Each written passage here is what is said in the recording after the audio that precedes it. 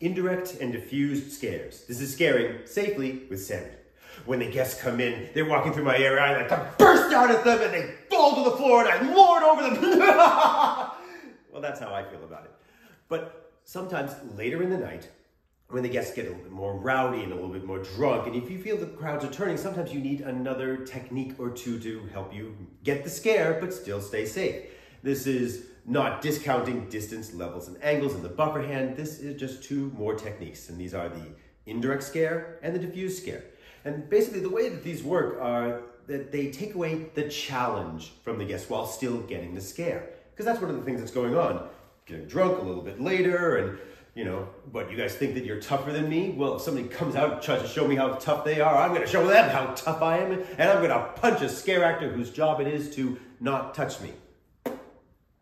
Well, whatever. But it is what it is. We have to adjust. So here are two techniques. First is the indirect scare. And the idea is that we're making it feel that it's almost unintentional of a scare. So we're taking away that challenge aspect. So here are the guests, they're walking through, and so instead of me going out after them, I'm gonna jab this needle in your eye. What I'm gonna do is I'm gonna go past them, still bursting out, getting that flinch, but I'm going past them. So here they are. Eureka, my invention!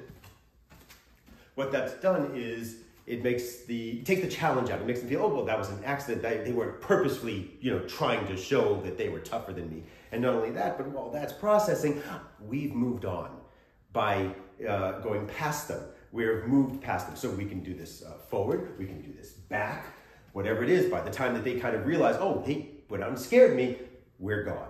That's an indirect scare. The other is the diffused scare. This works on a slightly different premise. In this instance, we're still going after them straight on, but we are taking away the challenge and we're redirecting their focus, which is going to make it less likely that they are going to swing at us. So here's how it works. The guests are coming by, and I'm going to pop out, and instead of saying, I'm going to slash your throat, I'm going to give them a question. Did you see her get stuck in the combine?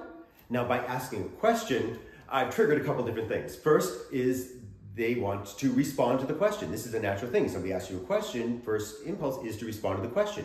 The other thing I've done is I've redirected their attention to something else. Oh, there's something else going on that I should be aware of. And these little impulses, whether or not they're fully acted upon or not, they're just little impulses that are going to interfere with the idea that, oh, this is a challenge, I'm going to swing back. And that'll give me extra time to get away. Because I'm not popping out, did you see the blood everywhere? And just standing there. No, I'm still using angles, distance, getting in, get the scare, and getting back out. So that is a diffused scare. That's how that works. Now, indirect and diffused scares are also really great for midway and queue line actors. Indirect scares, of course, it's just a run by. Guests are walking by. You just go right by them. Little scare, whatever it is. Indirect scares are very useful for that. For queue line, diffused scares are great because they can get you right into an interaction. In a queue line, the guests are there, they're not running anywhere. So if you are, like a real killer type character, I'm gonna slash your throat. Well, then they're not going anywhere and you're not slashing their throat, so you've got a bit of a problem there. On the other hand, if you use a diffused scare, you can go right into an interaction. Do you like blood too? And now I've gotten the scare. I've taken the challenge out of it, so I'm not there directly just to kill them. I can create that interaction, and the interaction can go from there. So later on in the night, or however you want to use them, two different scares, the indirect scare and the diffused scare, Scaring Safely with Sammy.